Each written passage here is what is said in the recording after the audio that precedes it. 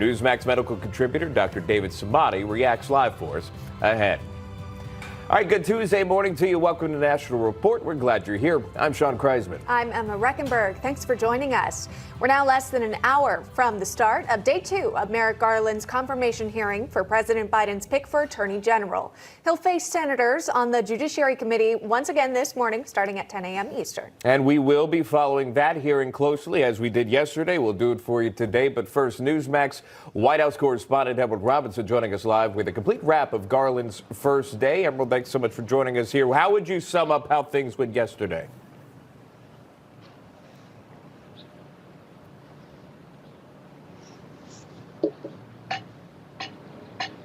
All right, I don't believe everyone is hearing us at this time. We'll continue to check back. But nevertheless, there were a few moments that made headlines. One of the ones was what happened in Portland, not believing it's domestic terror because of the time of day, or we should say time of night. A lot of questions about that, too. Yeah, of course, because that, as we were covering it, as it happened in real time in Portland, this was for a federal courthouse. The argument here is that, what do you expect is going to happen the next day, of course, in a federal courthouse? If there's destruction to it, it will be paused, and then, legal proceedings will be delayed. Apparently, that's not domestic terrorism. Yeah, there was a lot of questions as well. There's a lot of questions about immigration as well. I think I'm being told that we're going to a soundbite right now on Merrick Garland. Let's listen to that. Do you regard assaults on federal courthouses or other federal property as acts of domestic extremism, domestic terrorism? Well, Senator, my own definition, which is about the same as the statutory definition, is the use of violence or threats of violence in an attempt to disrupt democratic processes. So an attack on a courthouse while in operation, trying to prevent judges from actually deciding cases, that plainly is domestic extremism, domestic terrorism. An attack simply on a government property at night or any other kind of circumstances is a clear crime and a serious one and should be punished. I don't know enough about the facts of the example you're talking about, but that's where I draw the line. One is both are criminal. But one is a core attack on our democratic institutions. And so the timing there is kind of what he's pointing out. But as I was saying, there might not be court in session at night when it's happening, but think about the next day when you're dealing with the destruction of federal property, you might delay those court hearings. Merrick Garland did go on to say that he would be impartial in his role should he be appointed as AG, which it has been said that he would sail through the confirmation process. This would be what would be the final day of the confirmation hearing between the Senate Judiciary Committee. But again, another topic like we were talking about earlier was immigration. Here's some sound from that. About that question, I just haven't thought about that question. I think the president has made clear that we are a country with the borders and with a concern about national security. I don't know of a proposal to decriminalize but still make it unlawful to enter. I just don't know the answer to that question. I haven't thought about it. And he was asked by Senator Hawley whether or not he thought illegal border crossing was a crime, and he says that he hasn't thought about that. Yeah, and that right there is questionable because it is a crime at this time. If you cross the border illegally, you would be detained at the time. This is something that will be pressed, I believe, of him today. More senators will continue to ask those questions as well. And then there's the Russia probe. There seems to be a lot of reaction to Garland's comments about specifically the Durham investigation. I believe we have sound from that. Actually, it's a tweet. Okay, this is what it reads. If Merrick Garland will not commit to letting John Durham finish the Russia probe investigation, he should not be Attorney General. Far more evidence backs the Durham investigation than did Bob Mueller's collusion farce. Let Durham investigate and release his report. That is from Mark Meadows, former chief of staff. So will Durham continue his probe? Will the AG continue to allow that? If the nominee, rather, if he moves into that role, what will happen? What will come of the Durham probe? Yeah, there's, again, a lot of people wondering, why haven't you thought about this? Why wouldn't you have a comment? George Papadopoulos weighing in on Twitter saying if Merrick Garland won't commit to not interfering in the Durham probe, then he should not be confirmed. There's real fear within the Biden administration about the globe-spanning criminal investigation. If I remember correctly, too, I believe Merrick Garland said that he sees no reason at this time to pull that back. So the Durham probe should continue on, according to what you would see about Merrick Garland. But again, you don't know. There were other questions, too, a lot of them that did not pop up. One of them about Hunter Biden, obviously Governor Cuomo in New York, what would happen with the nursing home deaths and how accountable would you hold him there? All right, a lot to cover. Another major hearing that we're keeping an eye on this morning is the Senate Homeland Security and Rules Committees are expected to hear from 3 former top Capitol Hill. So a lot to talk about on that front as well.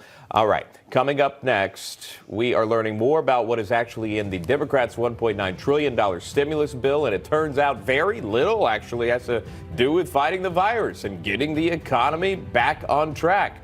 We're going to break it all down with Congresswoman Kat Cammack. She's standing by live for us. We'll see her in just a bit with her reaction. Stay with us.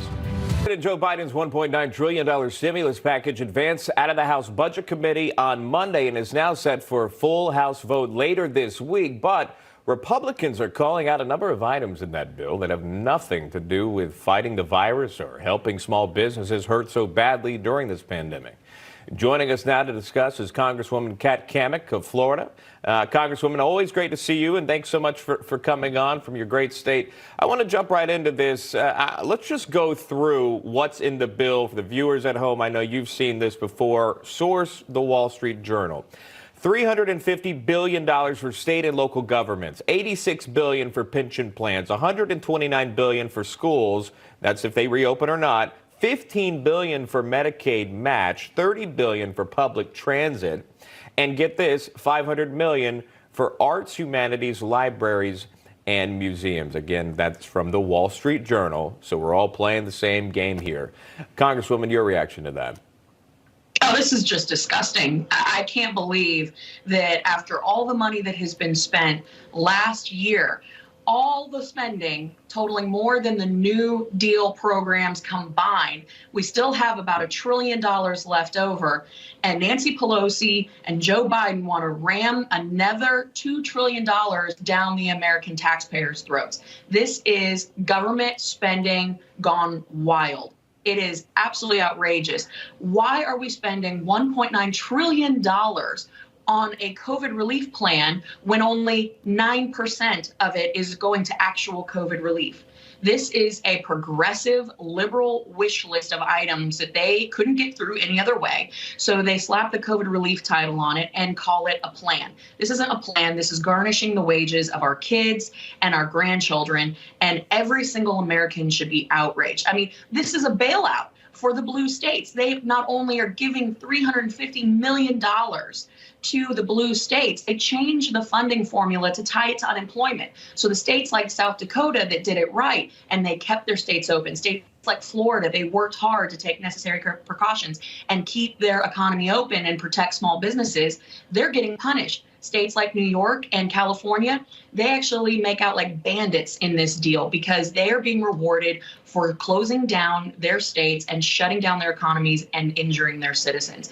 This is disgusting, and every American should be outraged. And to be clear for those folks at home, $1.9 trillion is what's being spent. Do you know how much of that's going to vaccinations, the thing that would get us back to normal? So we're told from the scientists. Do you know how much?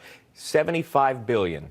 That's it. $75 billion out of the $1.9 trillion that is spent. That's what's going to vaccinations. That's 3% of this total spending bill. Yeah, 3. Exactly. Yeah. All right. Let's ask about this here. White House Press Secretary Jen Psaki asked about why stimulus money isn't being used now to get the kids back into the classroom, which so many parents and teachers want. Here's the response that she gave. A CBO analysis suggested that only a small portion of the $130 billion for schools would actually be spent in the current fiscal year. What exactly is the White House doing to ensure that money would actually mean that schools could potentially open in March and April before the academic year ends? Well, a big part of the challenge here for a number of schools is that they need, in order to operate responsibly and given the threat of budget cuts, they need to obligate funds according to spending plans rather than exhausting all balances as soon as they're received. So the challenge here is, how do they plan ahead, right? They can hire, if they need to hire additional teachers now for smaller class sizes, or if they need to hire bus drivers, or if they need to do improvements to their facilities. They want to be able to know, understandably, just like any business or company, that they will be able to employ teachers next year and the year ahead. So now we're talking about $128 billion. Of the $128 billion, I believe, just to make sure here, from the CBO, $6 billion of the 128 would be spent this year. Your reaction? Again, this is just insane. And, I think about some of the things that this administration has stated. Just last week or the week before, the press secretary, Psaki, she was saying that 1 day a week that schools were open was what they were shooting for. Clearly, they have been out of touch with everyday Americans in the working class, because parents need to get back to work. And in order to do that, kids need to go back to school. We've got to get schools back open. And 1 day a week is a joke. Now they're talking about allocating about $130 billion, and 6% of that will be spent this year. Keep in mind, they already have about $111 billion that has not been spent. And they're telling us that the administration is going to help them plan. They can't plan their way out of a brown paper bag. This is insane. We better get Kaylee's binder over there quickly, because they're just spinning themselves in circles. They have no plan for getting schools back open, no plan for getting people back to work, no plan for getting vaccines in the arms of seniors and frontline workers. We deserve better as the American people, and I am hopeful that they can get their act together over there. Yeah, when you read the report, it sounds like money is just being shifted from this bank account to this bank account. And it's just going to sit there for a little bit until a plan is figured out. Before I run out of time with you, we are awaiting a major hearing on Capitol Hill, on the Capitol Hill security breach on 1/6.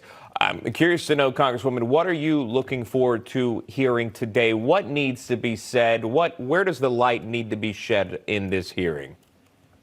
I was there on the House floor on January 6th, and it was one of the darkest days that I'll carry with me for the rest of my life. A disgusting moment in our nation's history, and that kind of violence should absolutely be condemned by everyone.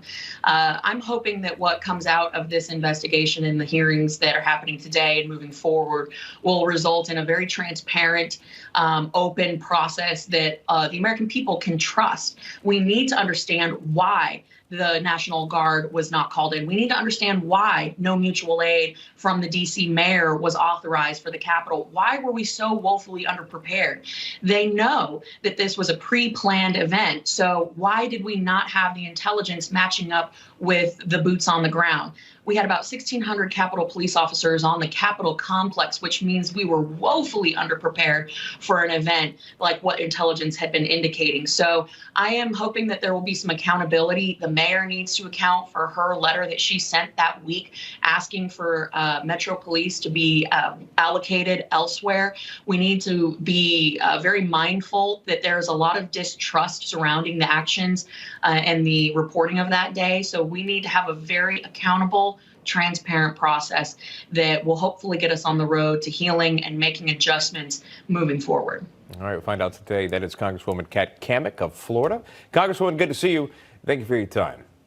Thank you so much. Have a great week. Shy here. Rich Roller joining us live here with the Newsmax News Minute. You're sweet. Doing what I can. Let's take a look at some of those headlines making headlines today. Other stories, of course, this morning. Metal fatigue may be the cause of the dangerous engine explosion that sent debris crashing down into the Denver suburbs last weekend. According to board chairman Robert Sumwalt, the engine failure was caused by two metal fan blades breaking off inside the engine. FAA records show that the plane was nearly 26 years old, although it wasn't clear whether the engine that failed was an original part or a later addition.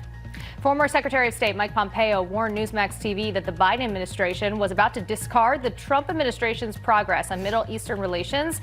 Pompeo specifically mentioning the Abraham Accords, a series of peace and trade deals negotiated between Israel and other Arab states. But with the Biden administration exploring a re-entry into the Iranian nuclear deal, Pompeo fears that the Trump administration's efforts in the Middle East may be thrown away.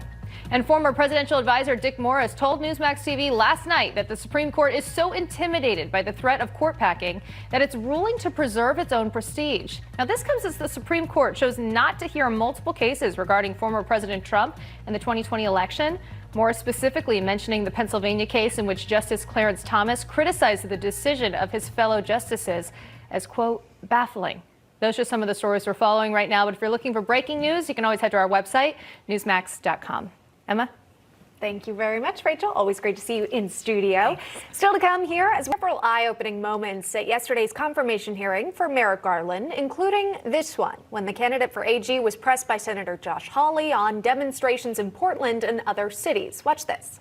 Do you regard assaults on federal courthouses or other federal property as acts of domestic extremism, domestic terrorism? Well, Senator, my own definition, which is about the same as the statutory definition, is the use of violence or threats of violence in an attempt to disrupt democratic processes. So an attack on a courthouse while in operation, trying to prevent judges from actually deciding cases, that plainly is domestic extremism, domestic terrorism. An attack simply on a government property at night or any other kind of circumstances is a clear crime and a serious one and should be punished. I don't know enough about the facts of the example you're talking about, but that's where I draw the line. One is both are criminal, but one is a core attack on our democratic institutions. Our panelists are here to react for you. We've got John Fleming, former Republican congressman from Louisiana and former assistant to President Trump. Political strategist Brian Lieb, he's a former Republican congressional candidate, and Democratic strategist and attorney Kelly Hyman. Thank you all for being here. Kelly, I want to start with you on this one here. Just your reaction to Merrick Garland here, drawing that distinction between the protesters in the places like Portland and so many others, but specifically the federal courthouse in Portland, and those in January 6th there at the Capitol building. What did you make of Merrick Garland's response? I thought his response was on point. I mean, he is a high regarded judge that has great accolades, and he was following the law. Based on the law and his interpretation, the question was very broad and vague, but under the law, he stated that they're both a crime, and I do support that and believe that that is the case. John Fleming, is that your reaction to the statement yesterday from Merrick Garland? It's a distinction without a difference. An attack on a federal building, whether it's in operation or otherwise, is an attack on the federal government. And I think it's fantastic that Merrick Garland vows to prosecute all the attackers on the Capitol. How about he takes the same vow to prosecute the thousands of Americans that were looting and burning our cities to the ground, the people that were burning? Fair point. There was also this moment that got a lot of people talking when Garland was asked if crossing the border illegally is a crime. He didn't really have an answer. Watch this. Well, I haven't thought about that question. I just haven't thought about that question. I think the president has made clear that we are a country of with the borders and with the concern about national security. I don't know of a proposal to decriminalize but still make it unlawful to enter. I just don't know the answer to that question. I haven't thought about it. Well, that moment has been met with criticism from those on the right. So, Kelly, I'll ask you, how are you viewing his answer there? I thought his answer was honest and sincere. Every country we don't dispute has a right to protect its borders. And as the U.S., we absolutely do. And so he is the enforcer of the law as the Attorney General. And so I think that his answer was honest, truthful, and to the point. Kelly, I'm going to go back to you on this one because you're an attorney. I am not. So I'm hoping that you can clear something up. If I do something illegal, is that a crime? Right. Well, you are innocent until you're proven guilty, right? From a criminal standpoint, but the prosecution has a burden to prove the case. And and I'm not a criminal attorney, and I'm sure you won't be charged with any criminal crime. I hope not. But ultimately, the jury will make a determination, and they believe if the prosecution presented its case, then you are guilty of that crime. Fair enough. John, I think you're getting my point. You can respond to that. Obviously, if I illegally cross a border, could I be convicted of a crime? Well, I think it's appalling that someone who's up for Attorney General doesn't know that it's against the law to break into this country, to go through the barriers, the fences, or whatever border protection that we have, doesn't know and understand that is breaking a law, a federal law in the United States of America. I find it appalling any attorney would not understand that. Brian, do you think that his response, or lack of response, I guess you could really say, since he says he hasn't really looked into it or thought about it, would be because he wouldn't want to misspeak in regards to sort of the Biden administration's agenda when it comes to immigration? You know, perhaps, but Emma, he was pretty clear when he said earlier in his hearing that drug cartels are a major menace to our society. So who do we think are bringing a lot of these illegal immigrants over the border that are, sadly, a lot of them being repeat offenders for cases like murder, rape, and robbery? It is the drug cartels that are helping to drive this illegal immigration into the United States. So he can be very clear that drug cartels are bad for America, but he doesn't know or hasn't thought about whether or not he'll take a position on enforcing illegal immigrants coming through the border. It's, you know, unfortunately kind of the height of hypocrisy, and something that I think we're getting used to with President Biden and with his nominees, is that they say one thing and they do another thing. So which is it, Merrick? This happened as well, this moment when Senator Chuck Grassley, Republican from Iowa, pressed Garland on whether he would commit to allowing special counsel John Durham to continue his investigation into the origins of the Russia probe through the Biden administration. Here's that. Do you believe the Durham investigation is a legitimate investigation? Senator, I don't know anything really about the investigation. You've read the Horowitz report. Do you think somebody should look at what happened?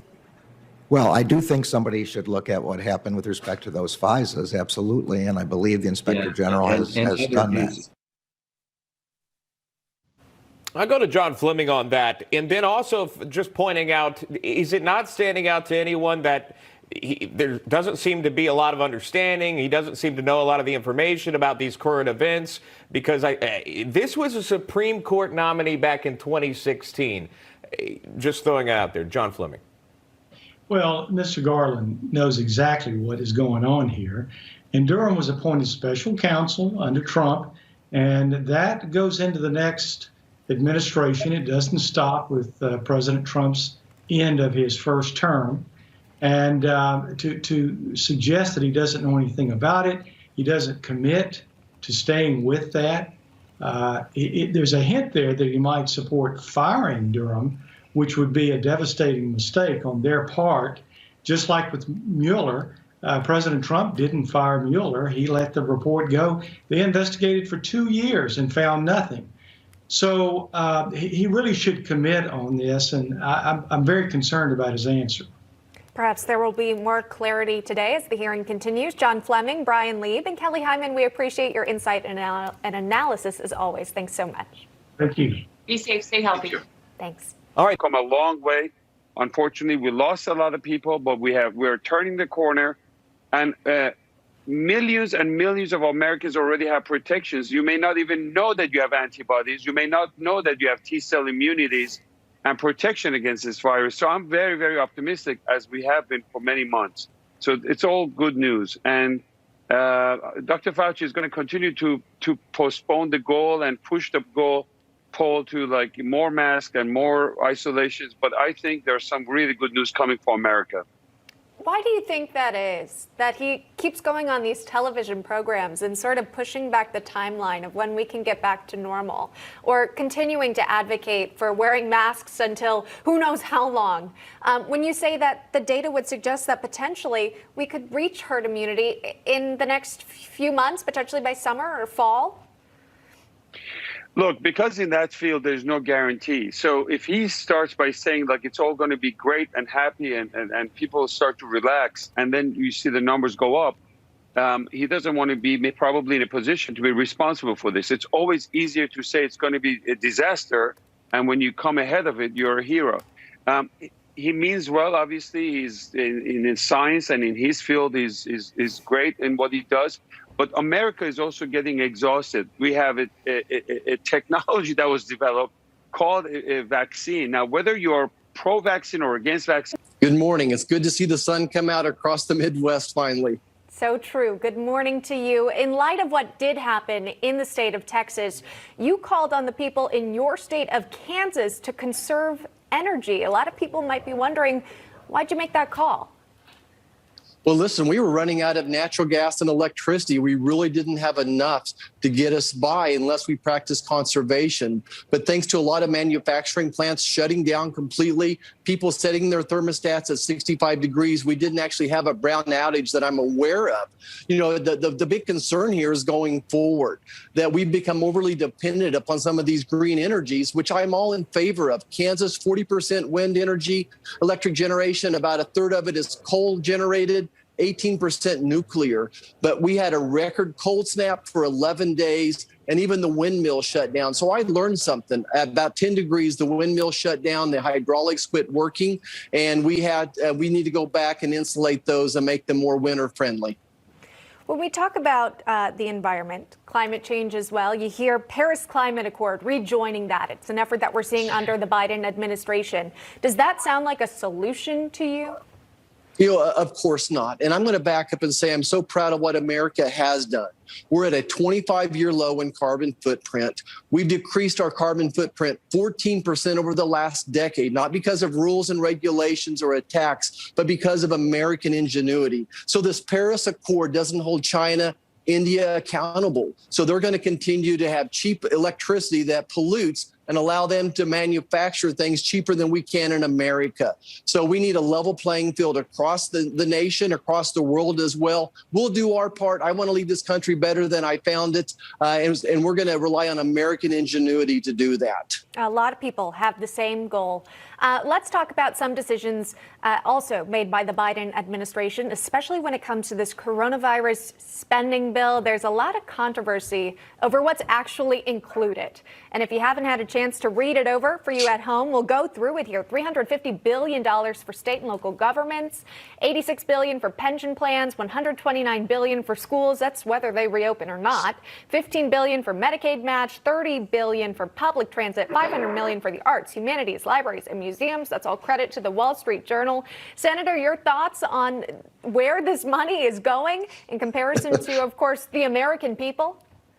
Exactly. So President Biden wants to borrow almost $2 trillion from your grandchildren, and less than half of this money is going to go towards COVID relief.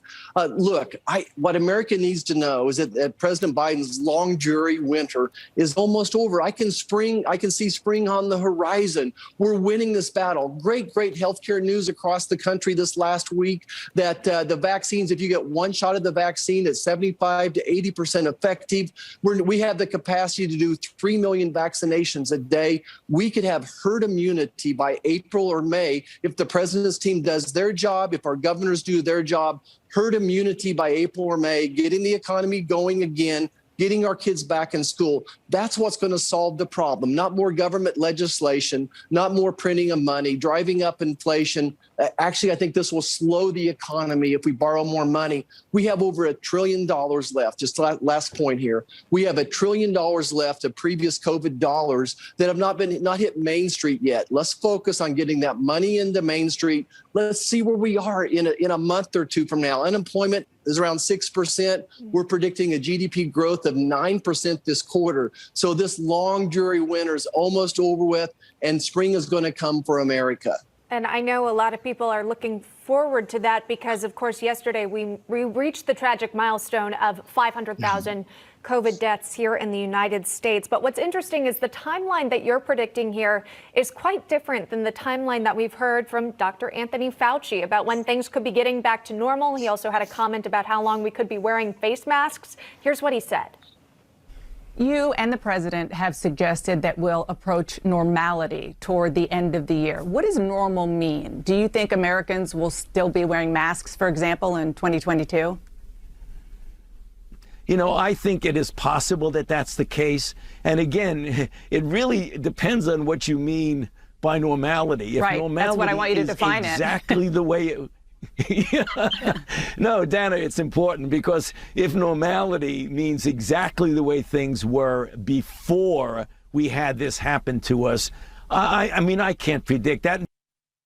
You know, he said he couldn't really predict it. He thought about potentially 2022. I mean, that's a long time for the U.S. to sort of stay locked down. Should our government continue to take his advice and his interpretation and his analysis so literally and completely as, you know, we continue to see things at least appear to be looking better when it comes to the cases going down? Well, I respect Dr. Fauci, but I don't think we'll be wearing masks in Kansas in 2022.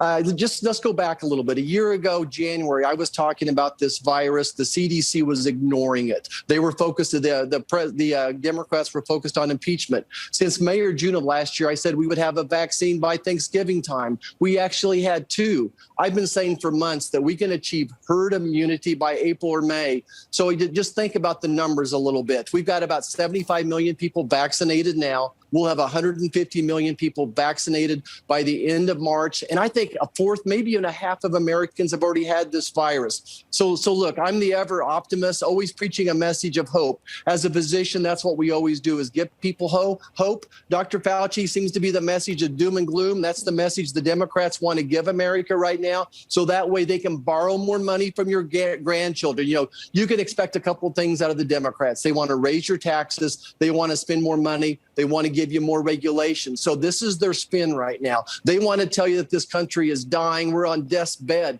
but we're not. We're winning the war. Keep wearing your mask. Keep washing your hands. Keep your social distance. We're going to win this battle. It's going to be a new spring come April and May. Okay. I want to switch gears and talk to you about confirmation hearing underway for Merrick Garland, Biden's pick for AG. Here's what he had to say when asked about federal attacks on the federal courthouse in Portland. Take a listen. An attack simply on a government property at night or any other kind of circumstances is a clear crime and a serious one. But that's where I draw the line. Again, he mentioned it was because of the timing of it that it was happening at night. And based on that remark and the other answers that he provided during yesterday's hearings, do you believe that he would be able to run a fair and impartial Department of Justice, just based on sort of the preview that we've been given based on those questions?